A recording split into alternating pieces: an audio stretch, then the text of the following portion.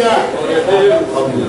Quero saudar a todos com a paz do Senhor Jesus. Amém. Quero ser grato a Deus por esta oportunidade a qual Deus nos concede e podermos uma vez mais adentrarmos a esse santuário e com alegria podermos adorarmos e bendizermos ao nome de Jesus, que é digno de toda a honra e de toda a glória. Amados, aproveitando que os irmãos estão em pé, convido-vos para abrir a vossa Bíblia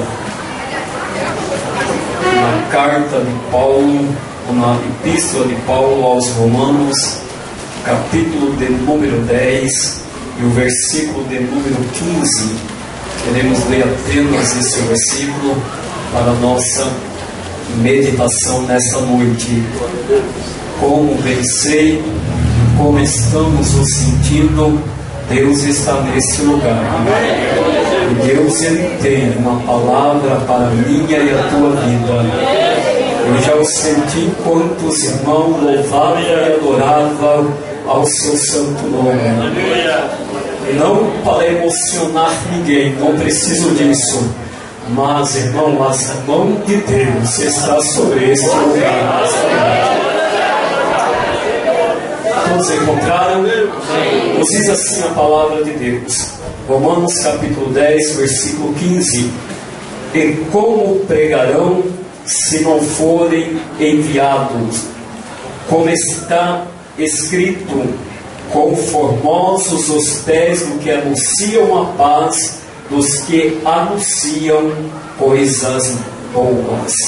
Podemos assentar em nome de Jesus. Amado, quero ser grato a Deus pela salvação de bem-vindo nesta noite.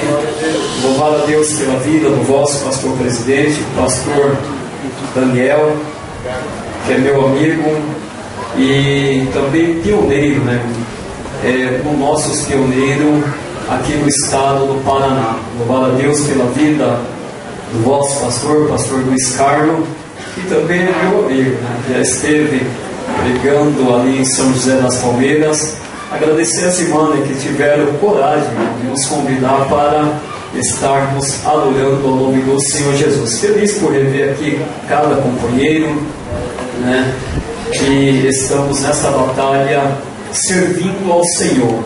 Pastor Eliseu, presbítero Luiz Carlos, fugiu de Toledo, veio para o Marechal, e a cada um dos irmãos, que Deus possa continuar vos abençoando a cada dia. Louvar a Deus pela vida da minha esposa, a irmã Jo, pela vida da minha filha Jéssica e a Jennifer Larissa.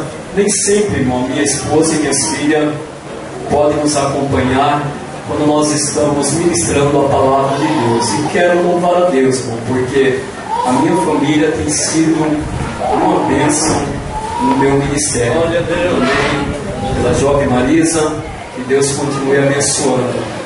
Se houver jovem solteira após o culto, venha conversar comigo.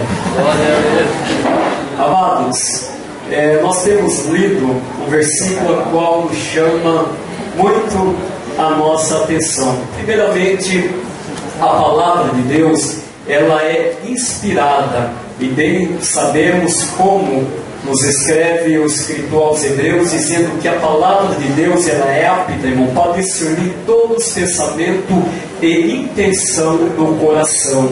E quando nós lemos muito especialmente esta carta ou esta epístola que Paulo escreve à igreja que estava em Roma, esta epístola, esta carta de Romanos, não fala-nos acerca do Evangelho de Deus, fala-nos do mundo culpado, fala da doutrina de salvação, da lei, graça do judeu, do gentio e também do cristianismo.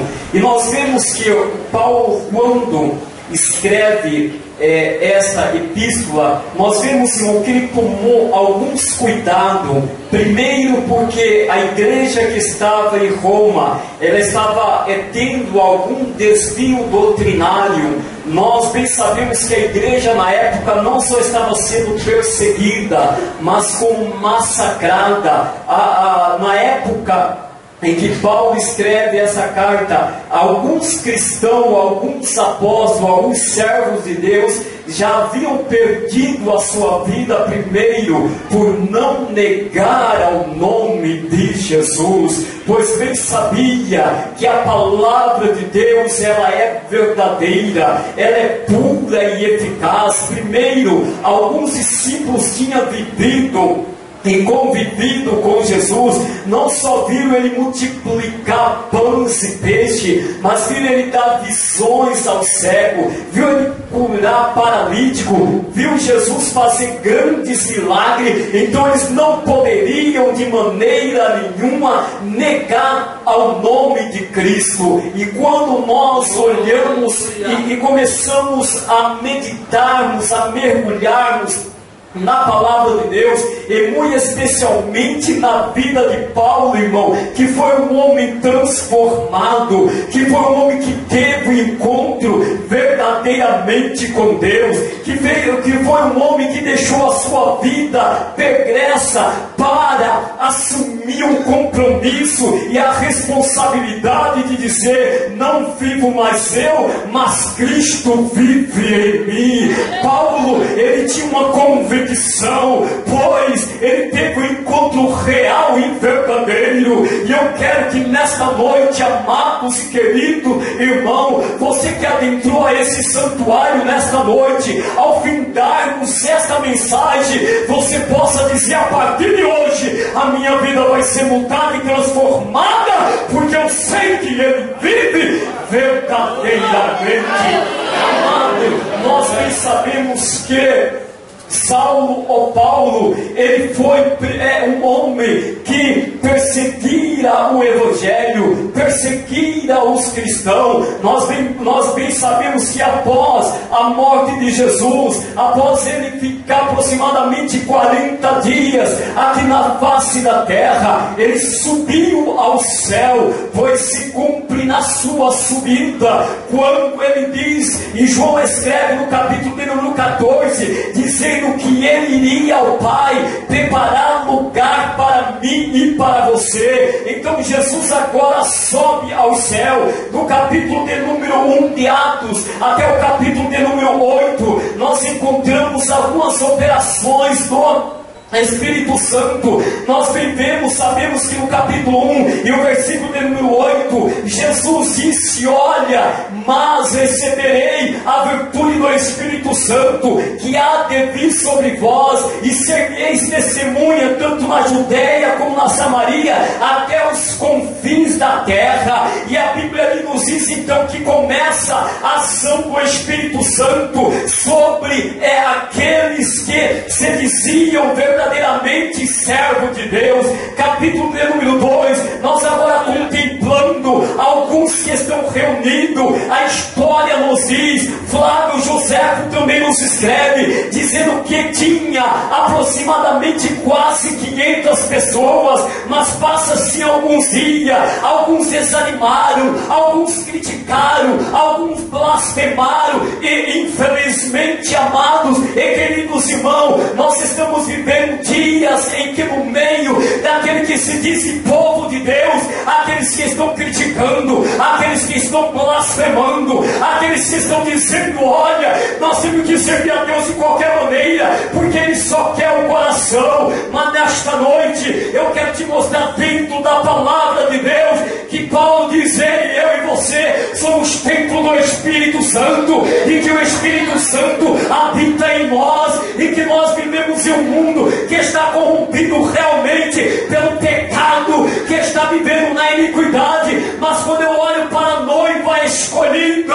eleita de Deus, o mundo está indo de mal a pior, mas ainda eu vejo Ele batizando com o Espírito Santo, eu ainda vejo Ele enchendo, eu ainda vejo Ele transformando, curando, dizendo: vinde a mim todos vós que estão cansados e oprimidos, e nessa noite Ele está neste lugar para abençoar a minha e a tua vida. E a Bíblia então nos escreve: veio do céu de repente um vento veemente e impetuoso, e encheu toda a casa, e todos foram cheios do Espírito Santo, e começaram a falar em novas línguas, desceu fogo repartido, línguas